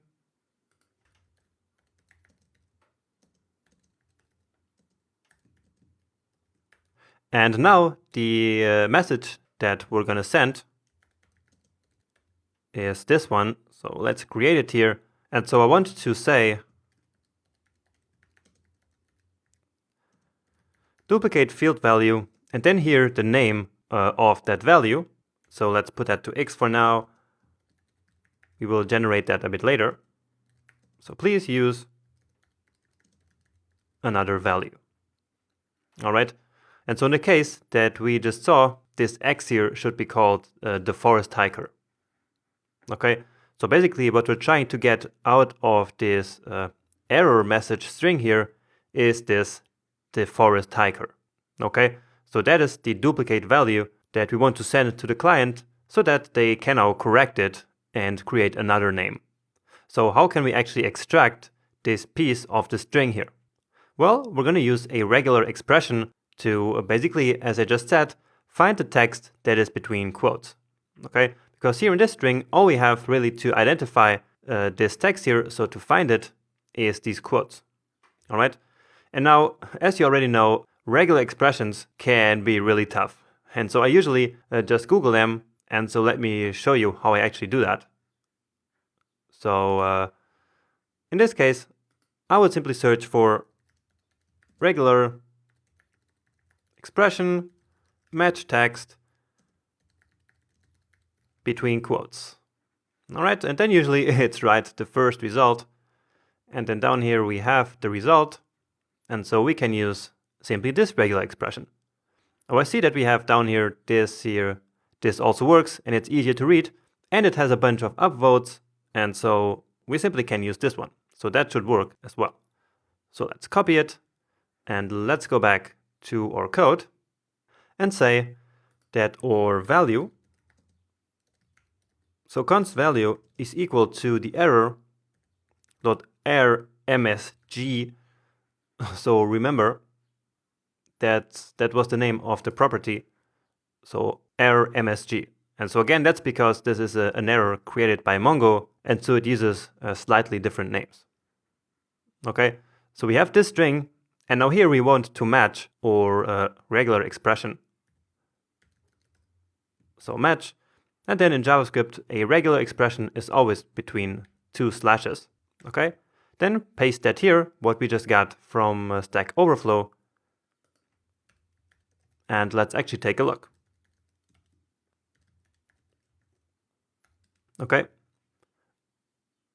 so we're running already in production. Right now, we will not send back any response. All I want to do now is to take a look at the value. Okay, so if I send this now, we get this weird response here. All right, and again, that's because we're not sending any error. But for now, I was really just interested in the value. Okay, and so this, what we see here in the log now, is that value. And actually, it is an array. All right. But what we're interested in is actually this string here. Okay, so it did actually match all the text that was between strings, and so we can say that it worked. Okay, so our regular expression worked. Now all we have to say is that we want the first element of that array. So element 0. And now let's actually go ahead and return our new app error. So new app error, pass in the message, and again, the 400 status code for a bad request. Okay, and so let's now try that again. Again, we are still running in production, and so that code should now run. And of course, we try to replace our X. So, of course, we now want our value here, right? And so, now we get duplicate field value, the forest hiker. Perfect. And now next up, in the next video, we will then handle the last of the 3 errors, which are the validation errors.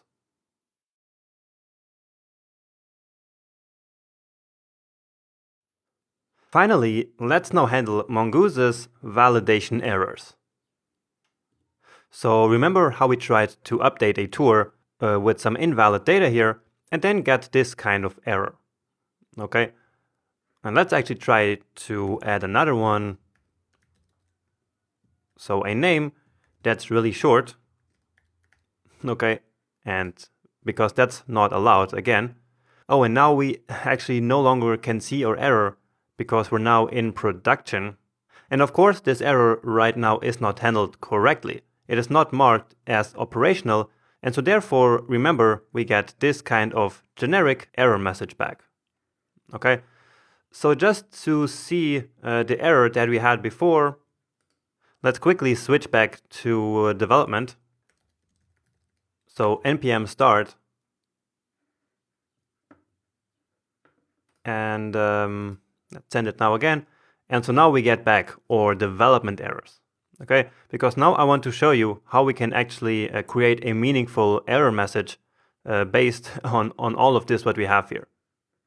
All right, so inside our error, we get an error properties, and that property itself is an object which has a lot of objects in there, and each of them is for one of the fields that has an error.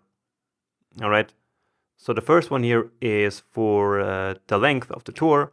Then the second one is for the difficulty, that is also wrong. And the third one is for the rating. Okay, so each of these actually has a nice error message. Okay, so basically the one that we defined in our Mongoose schema. And so now we want to extract these three messages from here and put them all into one string. All right, so let's go ahead and do that. Okay, and again, I'm going to start by actually creating the conditional down here. So if error, and actually let's take a look. So here we have the error, we have the errors, all of them. And I need to scroll here. And yeah, so here's the name. So error.name is validation error. All right, so let's grab that. Okay, and so this again is an error created by Mongoose. So just like the first one, and so they look similar. Okay, now I don't want this here, but instead I want that the error should be equal to handle validation error db and send in the error. Okay, now let's copy this again.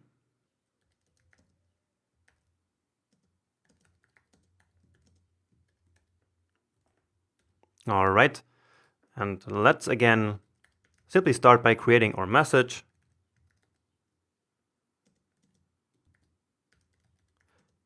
Invalid input data.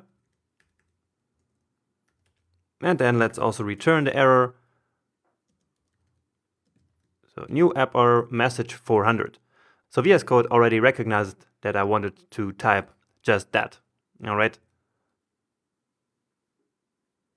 Now, in order to create one big string out of all the strings from all the errors, we basically have to loop over all of these objects and then extract all the error messages into a new array. So let's again take a look at that. Okay, so the object that has all of the objects in there is errors. Okay, so we have one error for name, one for difficulty, and one for ratings average. And so we're gonna basically loop over this errors object.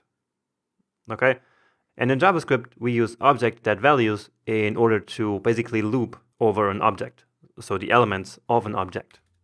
All right, so let's create a variable here called errors, which again will be an array of all the error messages for now. And now object.values, and so we want the values of error.errors. All right, and now loop over them using a map, and then in each iteration we are simply going to return the error message.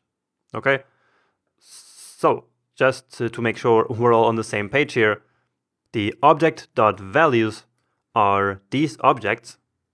Okay, so this object and the next one. Okay, so these are the values. And so now all we have to do in order to extract the message is to say value.message. Okay, so .message. So basically the current value, or let's say the current element, I like to use element for that. And we want to return element.message. Okay. And now, of course, this should not be here. And you had probably already noticed that. So in fact, this is where we want this. Okay, and so now all we need to do is to plug this into our message string. All right, so errors, and now we simply join all of them together into one string using period and then space. Okay, and you will see in a second why that is. All right, so let's switch back to production here. So running our production start script. Try it again now, and let's wait for it. And bam, here we go. So invalid input data. Then the first error string must have more or equal than 10 characters. Then the second one, and the third one. Perfect.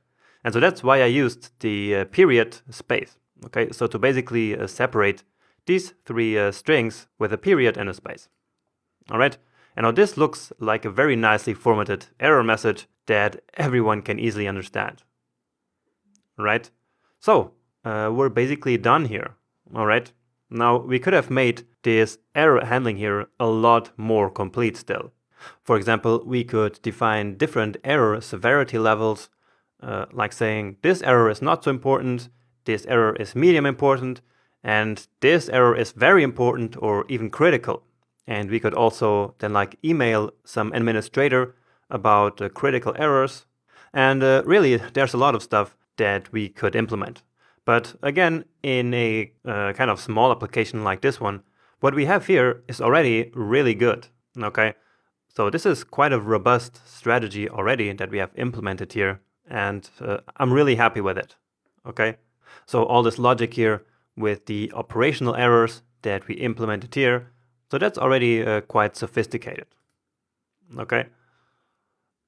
Now, if we were ever to find another error that we want to mark as operational, then of course all we would have to do is something similar to what we have here.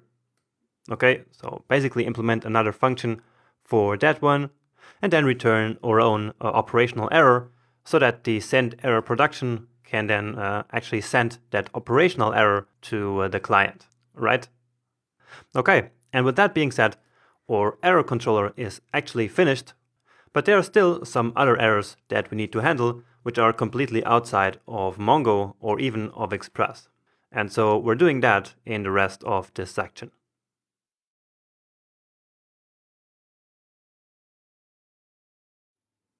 In this video, let's talk about something that we have in Node.js called unhandled rejections, and then learn how we can actually handle them.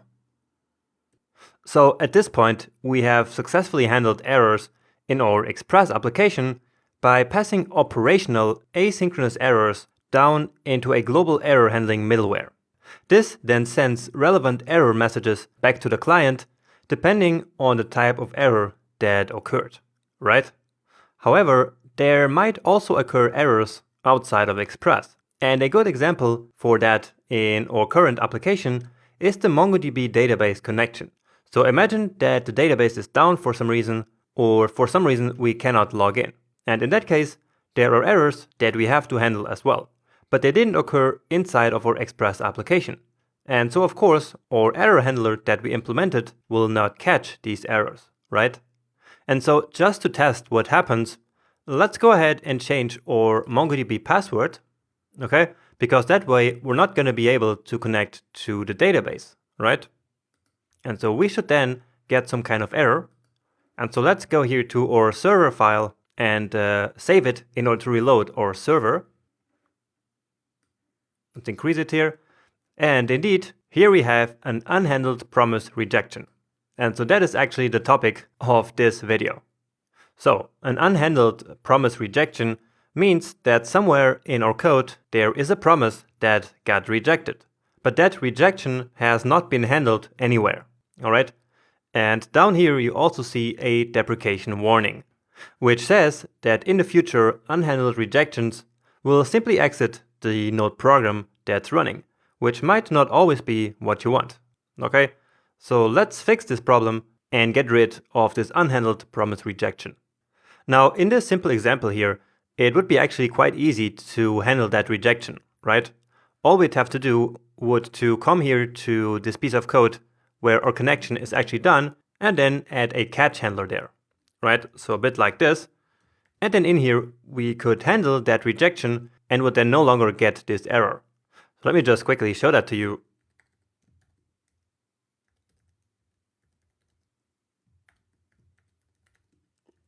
So try it again.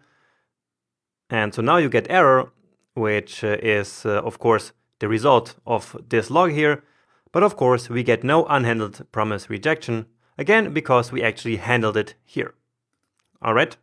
So this would work, of course, but I really want to show you how to globally handle unhandled rejected promises, because in a bigger application, it can become a bit more difficult to always keep track of all the promises that might become rejected at some point.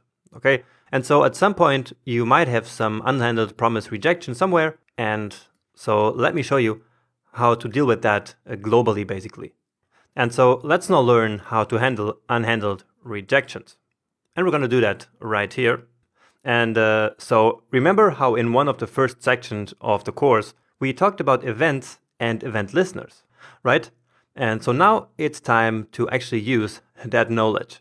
So each time that there is an unhandled rejection somewhere in our application, the process object will emit an object called unhandled rejection.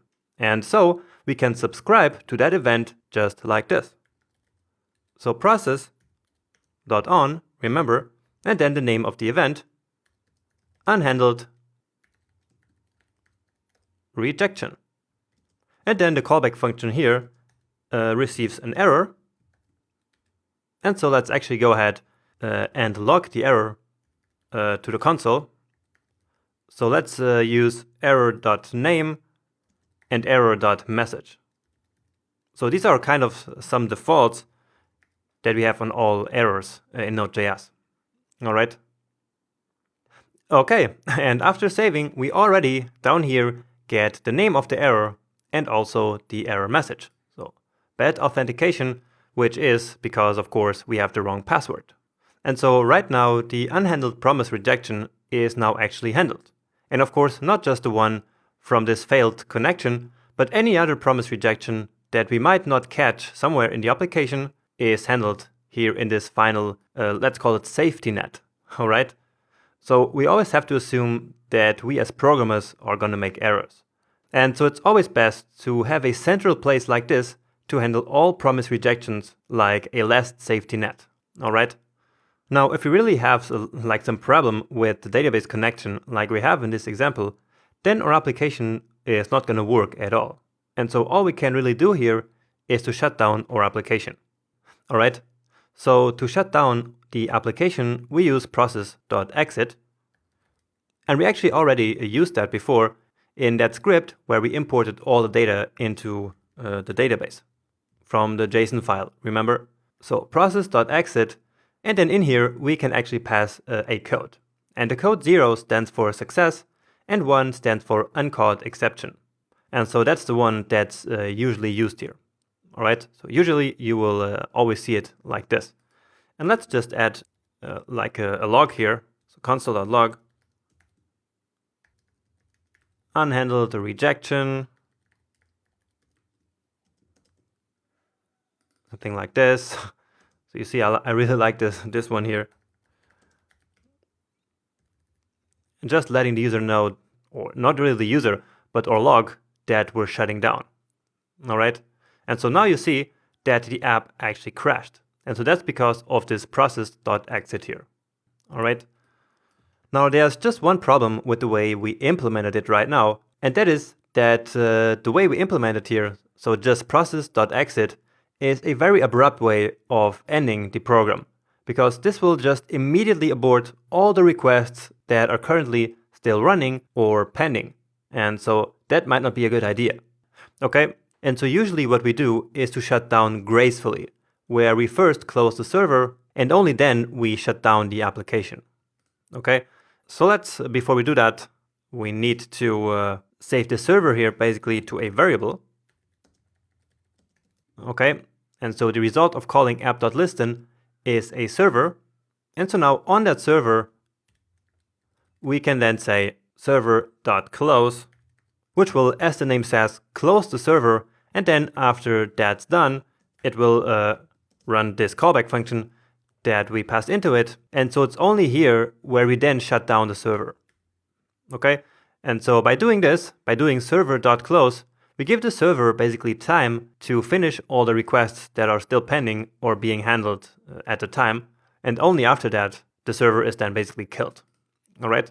So when we give it a save, it's now going to look exactly the same because, yeah, we're like the only ones really accessing this application. But in the real world scenario, we should always do it like this. Okay. And of course, it's not really ideal that the application crashed, right? Because right now, of course, the app is not running. It's not working at all, right? And so usually in a production app on a web server, we will usually have some tool in place that restarts the application right after it crashes. Or also some of the platforms that host Node.js will automatically do that on their own, okay? Because of course we don't want to leave the application hanging like this forever. So that's not useful either. All right, and so basically this is how you handle unhandled rejected promises. So again, basically we are listening to this unhandled rejection event, which then allows us to handle all the errors that occur in asynchronous code which were not previously handled. But now you might ask, what about the synchronous code? Where are we going to handle that? And the answer to that lies, as you can imagine, in the next video.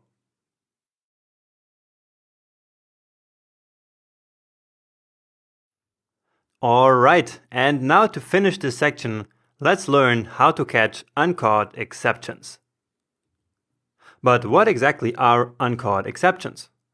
Well, all errors, or let's also call them bugs, that occur in our synchronous code but are not handled anywhere are called uncaught exceptions. And like before, so just like with the unhandled rejections, we also have a way of handling uncaught exceptions. So let me quickly show you an example of an uncaught exception. So let's simply pretend that we're trying to console.log something that doesn't exist. And so right away we get this error here, x is not defined, and then by default we get this entire stack trace here printed to the console. Alright, and now to fix this, this is very similar to doing the unhandled rejections. So again, we're listening to an event. This time it's called uncaught exception. And of course, it needs to be in quotes. And then, just like before, we pass in our callback function. Okay, and now actually what we're doing here is very similar to what we did here. So we want to log the error to the console so that it then shows up in the logs in our server. Okay, so giving us a way of then fixing the problem. And then we want to gracefully shut down the server. So let's, well, actually here I want to print the entire error to the console and not just the message. Okay, and let's also change the order here. But that's it. So the rest is the same. And here it's, of course, uncaught exception. Now I could refactor this here into a nice function, but let's just keep it like this. All right. Okay, so let's now rerun this. And so let's take a look at what we have here. And indeed, we now see uncaught exception shutting down. All right. And actually this again prints the entire stack to the console. But I don't really want that. I don't like that. So let's just actually go back to what we had here. So error name and then error.message. Okay, and so now we have a reference error that x is not defined. Okay, and let's just put the same here. So just like it was before. All right, and that's actually all there is to catching uncaught exceptions. Now, while here in the unhandled rejection, crashing the application like we did here is optional, when there is an uncaught exception, we really need to crash our application. Because after there was an uncaught exception, the entire node process is in a so-called unclean state. All right, and so to fix that, the process needs to terminate and then to be restarted. All right, and again, in production, we should then have a tool in place which will restart the application after crashing. And many hosting services already do that out of the box. All right, so completely automatically without us having to do anything. Now in Node.js, it's not really a good practice to just blindly rely on these two error handlers that we just implemented here. Okay, so ideally errors should really be handled right where they occur.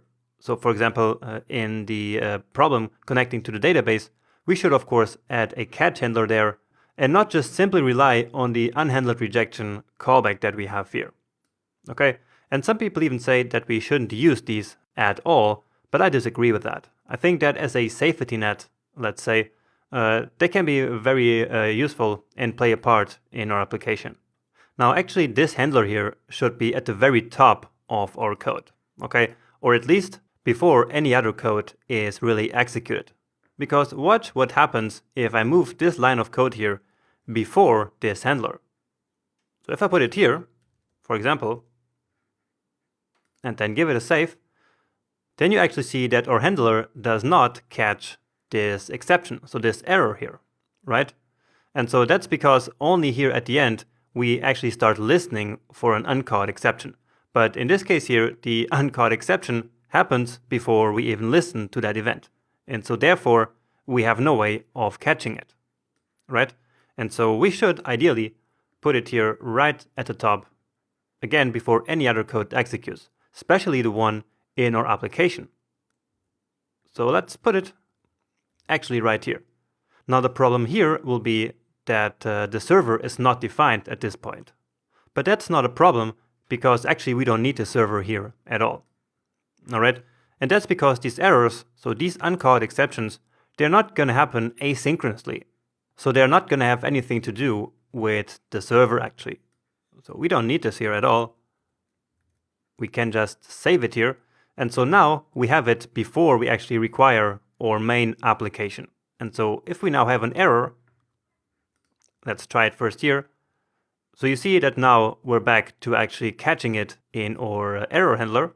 But if we now had this code, for example, inside of app.js, let's say, it doesn't really matter. Let's just say it's here. And if we now run this, well, then you see that we're still catching that exception in our error handler, which before would not be the case. All right. And now just for an experiment, what do you think if we put this code right here in this middleware function? What do you think is going to happen when we save this file now? So X is still not defined anywhere, but let's take a look at what happens when we now run this code. And so now we actually have no error. Or actually we do, but that's only because of our unhandled rejection, which is due to the fact that our password here is still wrong. So if we save that and now save it again, you should see no error at all. And indeed, we don't. And why is that? Well, it's because this middleware function here, of course, is only called as soon as there actually is a request, right? And so let's see what happens when we do a request.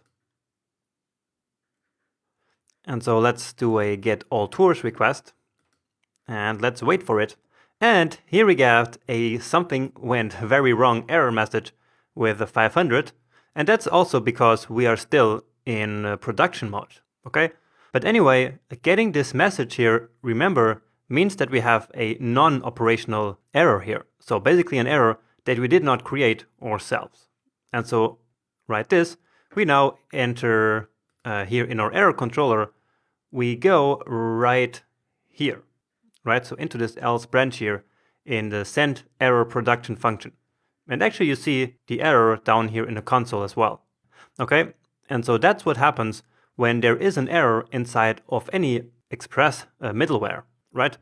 So Express, when there is an error, will automatically go to the error handling middleware with that error. Okay, and so that's why when we get an error here in any of our middleware function, it will immediately go here into this handler. Okay, and since we're in production, it will enter this block here. But since it's not a cast error, and not this error, and not a validation error, then as soon as the error is actually sent, right here, we then enter this block. And again, that's why we send this generic error. All right, let's now actually exit this mode here and go back to our normal npm start. And so right now, our error will be sent like this, right? So send development error will give us all the details about the error that is happening. And so now indeed we get reference error X is not defined. Okay, so in app.js line 21. And so line 21 is where it is, but let's get rid of it. I just wanted to show it to you. Okay. Anyway, with this, we actually close our error handling section. And there could be an entire course on error handling with Node and Express, because it really is an insanely complex topic. But in this section, you learned the essentials that you need to know in order to really get started building amazing applications.